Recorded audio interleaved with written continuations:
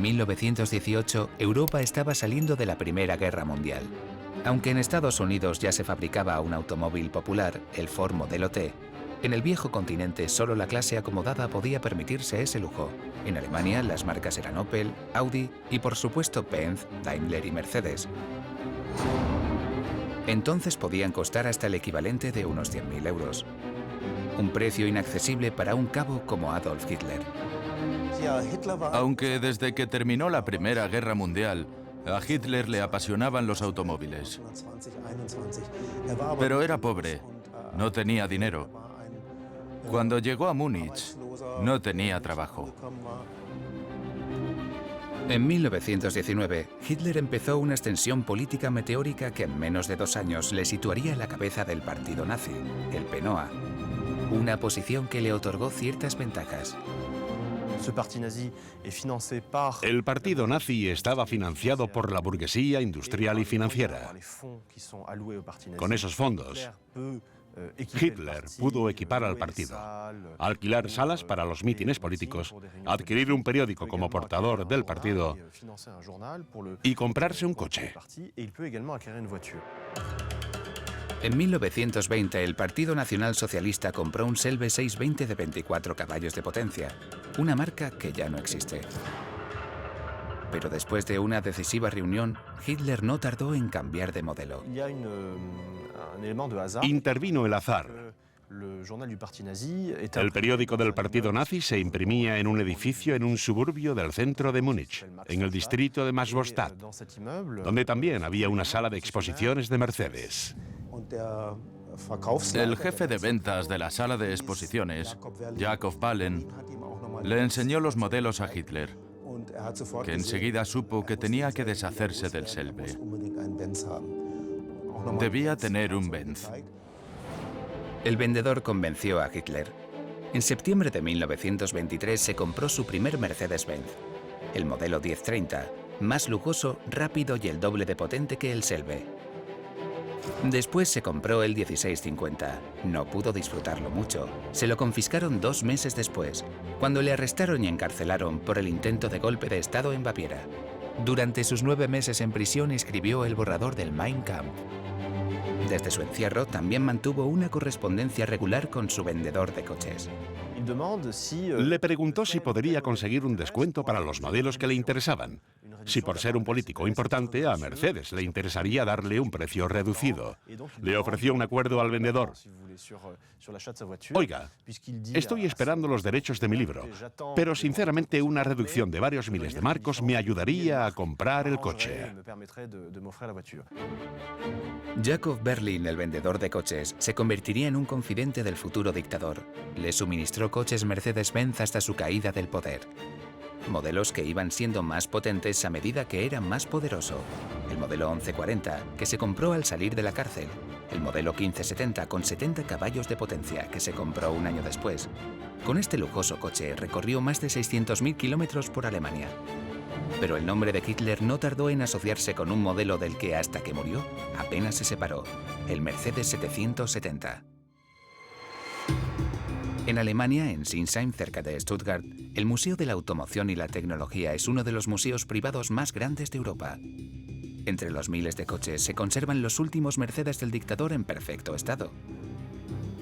Todos se basaron en el diseño del Mercedes 770 lanzado por el fabricante en 1930. En total se construyeron 205 modelos hasta 1943. Este coche es un Mercedes 770K. Es un coche ceremonial que se utilizaba en el Reich durante 1938.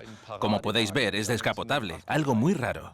El modelo K, que está blindado, se empezó a fabricar en 1938. Solo quedan 12 en todo el mundo. La población lo llamaba Große Mercedes, el Gran Mercedes. Era el coche más grande y caro, tan caro que su precio no aparecía en el catálogo.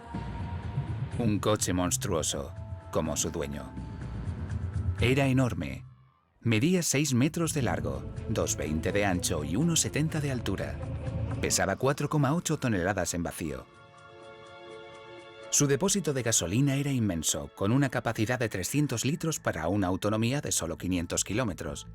El Gran Mercedes utilizaba 60 litros de gasolina para recorrer 100 kilómetros. En esa época, el automóvil de Adolf Hitler era el más pesado del mundo debido a su tamaño, y a que a partir de 1939, el dictador solo utilizaba coches blindados. Y de nuevo, Mercedes, la compañía pionera en la materia, se encargó de eso.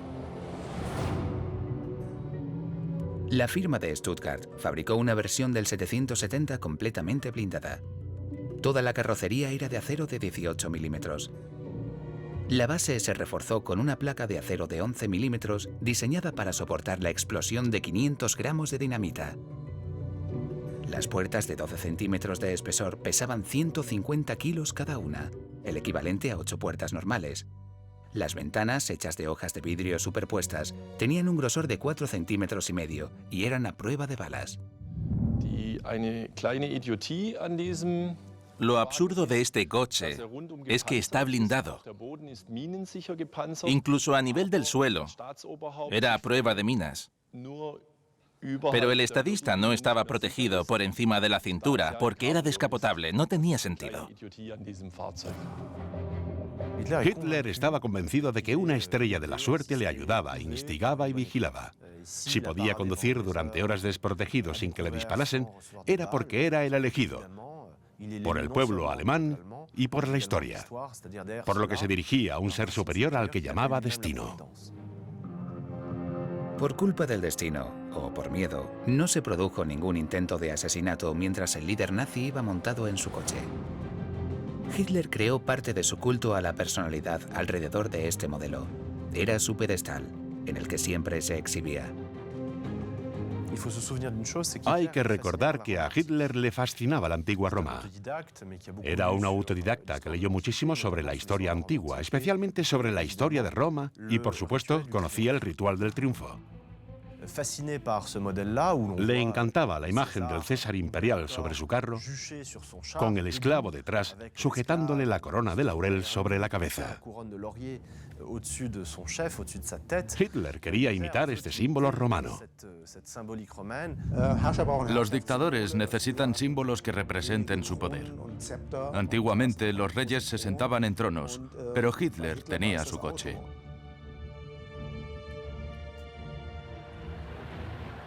Para que este coche se convirtiera en una herramienta propagandística perfecta, Mercedes hizo una pequeña adaptación que lo cambió todo.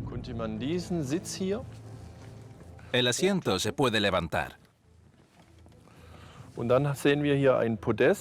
Al hacerlo, vemos el escalón que Hitler utilizaba para mostrar su poder y su fuerza. Este peldaño te eleva 13 centímetros.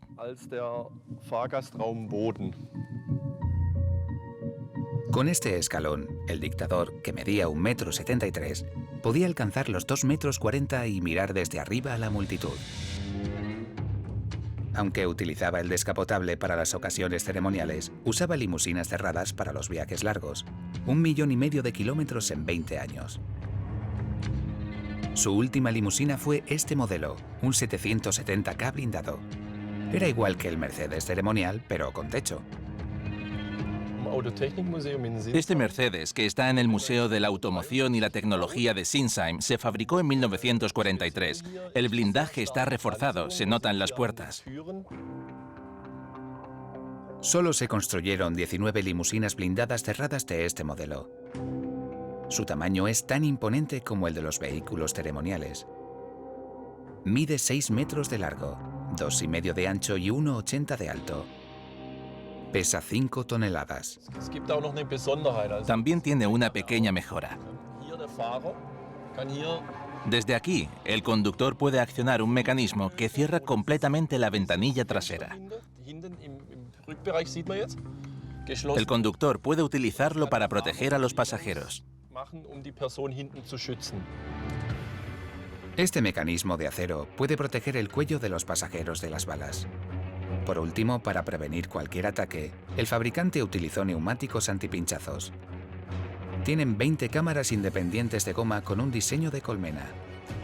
Si estallan una o dos, la rueda mantiene su eficacia. Pero el peso es un inconveniente. Cada neumático pesa 100 kilos, 5 veces más que uno normal. La rueda de repuesto era tan pesada que tuvieron que inventar un sistema para poderla cambiar. Se desenrosca el seguro para que un hombre pueda sacarla, aunque pese más de 100 kilos. Con la ayuda del resorte, puede sacarse así y colocarse en la posición que se necesita para cambiarla. Para alimentar a este monstruo de 5 toneladas, Mercedes le pidió ayuda para el motor a Ferdinand Porsche, un ingeniero brillante, autodidacta y aficionado a las carreras de coches. Trabajó con Benz y con Mercedes antes de crear su propia marca. Para el modelo 770, Porsche introdujo un motor basado en la tecnología de los coches de competición. El motor tiene 8 cilindros de 7,7 litros en línea. Alcanza la potencia excepcional de 400 caballos, tanto como un coche de carreras. En ese momento, los coches normales, como el Citroën tracción en Francia, no tenían más de 32 caballos. Ferdinand Porsche añadió otra mejora más, característica de los motores V8. Doble encendido, 16 bujías, 2 en cada cilindro. Esta tecnología, muy infrecuente en aquella época, permitía aumentar la potencia del motor y garantizar su fiabilidad. Si una bujía fallaba, la otra se mantenía. El coche del dictador no debía averiarse. Las innovaciones del motor fueron la alta calidad de ensamblaje, poco frecuente en esa época y casi tan precisa como un reloj suizo, y la calidad de la aleación metálica, que prácticamente solo se utilizaba en los coches de competición y que permitía un alto rendimiento sin los problemas habituales de desgaste, de sobrecalentamiento rápido. Los 8 cilindros no fueron suficientes para conseguir la potencia de 400 caballos. Los ingenieros de Mercedes añadieron un compresor que por aquel entonces solo se había utilizado en aeronáutica y en coches de carreras. Aquí, en el lado derecho, tenemos el carburador del motor Mercedes, unido directamente al compresor de aquí. Esta tecnología de compresores la ideó el francés Louis Renault. El principio es sencillo.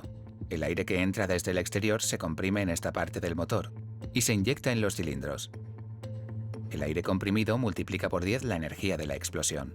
Así es como un motor de 250 caballos puede alcanzar los 400.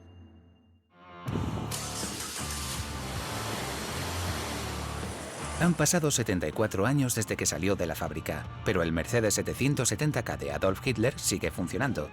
Con un consumo de 60 litros cada 100 kilómetros, puede alcanzar una velocidad de 180 kilómetros por hora gracias a su compresor, que se activa mecánicamente.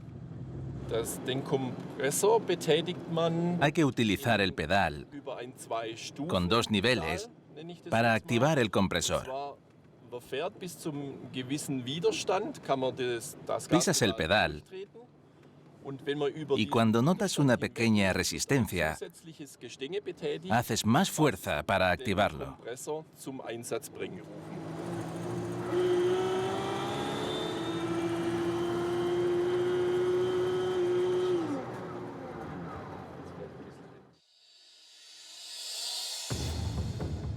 Adolf Hitler, fascinado por las innovaciones mecánicas, pasó mucho tiempo en las exposiciones automovilísticas. Él ideó la fabricación a gran escala de un coche popular, el Volkswagen, que salió de la línea de producción 3 años después del final del Reich. Sin embargo, él nunca condujo un coche.